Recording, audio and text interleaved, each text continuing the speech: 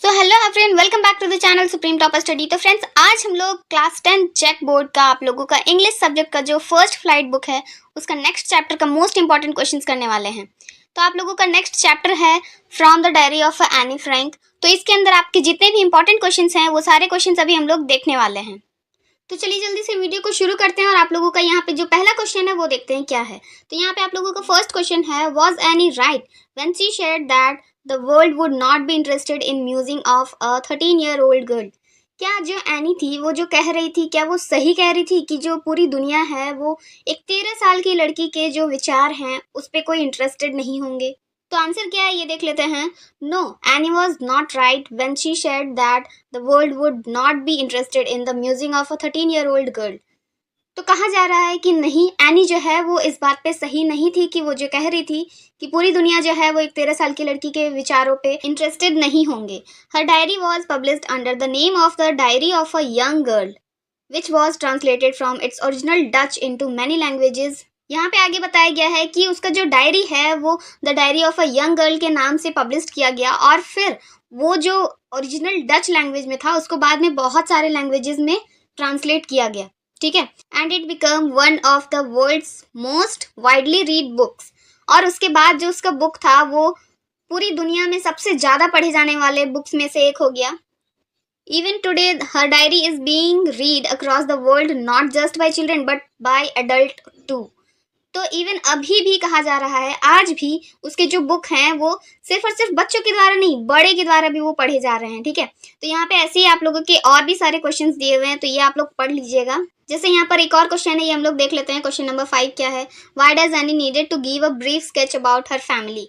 Any को अपने परिवार के बारे में एक ब्रीफ स्केच देने का जरूरत क्यों पड़ा?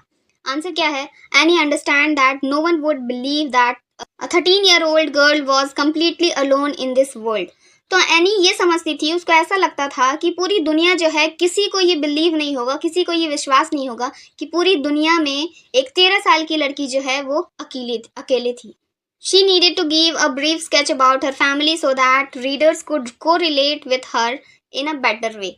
तो इसीलिए उसको जो है अपने परिवार के बारे में ब्रीफ स्केच जो है वो देना पड़ा, यानी थोड़ा वर्णन करना पड़ा, ताकि जो रीडर्स होंगे, जो पढ़ने वाले होंगे, उनको भी पूरे फैमिली और सारे सिचुएशंस के बारे में अच्छे से सबको पता चल सके। तो यहाँ पे आपके और भी सारे क्वेश्चंस हैं, फिर यहाँ से आप लोग देख लो। यहाँ से आपके वेरी शॉर्ट आंसर जो है यहाँ से शुरू होते हैं। जैसे पहला क्वेश्चन क्या है? Who was kitty. किटी कौन था? ठीक है, kitty was the name of Annie's diary. Any का जो डायरी था उसका नाम था किटी। फिर सेकंड क्वेश्चन यहाँ पर, where did Anne's family migrate from Germany. तो एनी के जो फैमिली थे वो जर्मनी से कहाँ पे माइग्रेट कर, यानी कि कहाँ पे वो लोग रहने लगे थे। Her family migrated from Germany to Holland. तो उसका जो फैमिली था वो आप लोगों का जर्मनी से कहाँ शिफ्ट हो गया था? हॉलैंड शिफ्ट हो गया था। तो यहाँ पे ऐसे ही आपके और भी सारे क्वेश्चंस हैं। टोटल 10 क्वेश्चन जो है वो वेरी शॉर्ट क्वेश्चन आंसर जो है वो दिए हुए हैं, 10 क्वेश्चन। फिर यहाँ से है आप लोगों का शॉर्ट आंसर क्वेश्चन। तो शॉर्ट आंसर क्वेश्चन जो है एक हम लोग देख लेते हैं यहाँ पर। तो यहाँ पे क्वेश्चन नंबर 1 में क्या कहा गया है? Paper has more patience that people. यानी जो पेपर होता है उसमें लोगों से ज़्यादा धैर्य होता है, ज़्यादा पेशेंस होता है। इसको क्या करने बोला गया है? स्पष्ट करने बोला गया है, यानी कि उसको एक्सप्लेन करने बोला गया है, ठीक है। तो आंसर देख लेते हैं डायरेक्टली हम लोग क्या है। Anne Frank says that paper has more patience than people. The story from the diary of Anne Frank which means it requires a lot of patience to listen to someone's private feelings and problems. तो Anne Frank जो है उसका कहना था paper जो है वो उस पर ज़्यादा पेशेंस होता है, ज़्यादा धैर्य होता है लोगों से।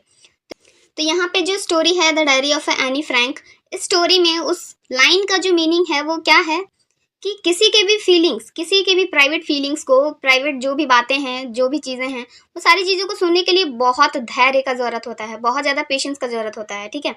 The moment they get bored they became listless and inattentive, but this is not the case with paper.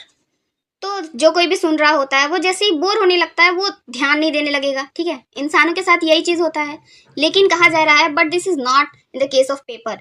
लेकिन ये चीज़ जो है वो पेपर के साथ नहीं होता है। We may go on writing page after page but paper will never ask us to stop writing. हम लोग एक पेज से दूसरे पेज, दूसरे से तीसरे, हम लोग कंटिन्यूसली उसमें लिख सकते हैं। पेपर जो है वो कभी मना नहीं करेगा कि लिखना बंद कर दो या फिर ऐसा कुछ, ठीक है। तो इसीलिए कहा जा रहा है कि जो पेपर है उसमें लोगों से ज़्यादा पेशेंस होता है, ज़्यादा धैर्य होता है। तो यहाँ पे आप लोगों का आगे और भी सारे क्वेश्चन है, फिर यहाँ से आप लोगों के लॉन्ग आंसर क्वेश्चन जो है यहाँ से शुरू होते हैं। तो लॉन्ग आंसर टाइप जो क्वेश्चंस हैं इसके 2 क्वेश्चंस यहाँ पे दिए हुए हैं, फिर यहाँ से आप लोगों का एमसीक्यू क्वेश्चन जो है वो शुरू होता है। तो ये हम लोग 1-2 देख लेते हैं। तो यहाँ पे आप लोगों का फर्स्ट क्वेश्चन क्या है देख लेते हैं। हाउ मेनी सिस्टर्स और siblings did any have? Any के कितने भाई बहन थे? तो 1 थे, 1, ठीक है। What name was her book published with? उसका जो बुक था वो किस नाम से पब्लिश्ड हुआ? From the diary of Anne Frank, इसी नाम से पब्लिश्ड हुआ था ना। फिर है यहाँ पे what did she write in her last essay? उसका जो लास्ट एसे था उस पे वो क्या लिखी थी? अ फनी पोयम, क्या लिखी थी? एक फनी पोयम लिखी थी, ठीक है। तो ऐसे यहाँ पे आपके और आगे भी क्वेश्चंस दिए हुए हैं। टोटल 10 क्वेश्चन यहाँ पे एमसीक्यू क्वेश्चंस दिए हुए हैं, फिर लास्ट में आप लोगों का आंसर की भी दिया हुआ है। यही सारे थे आपके इस चैप्टर के इंपॉर्टेंट क्वेश्चंस। जो भी मोस्ट इंपॉर्टेंट क्वेश्चंस थे वो सारे क्वेश्चंस यहाँ पे बताए गए हैं। ये सारे जो क्वेश्चंस हैं इसका पीडीएफ आप लोगों को डिस्क्रिप्शन पे मिल जाएगा, आप लोग वहाँ से डाउनलोड कर सकते हैं। मिलते हैं अगली वीडियो में नेक्स्ट चैप्टर के साथ। जय हिंद, वंदे मातरम।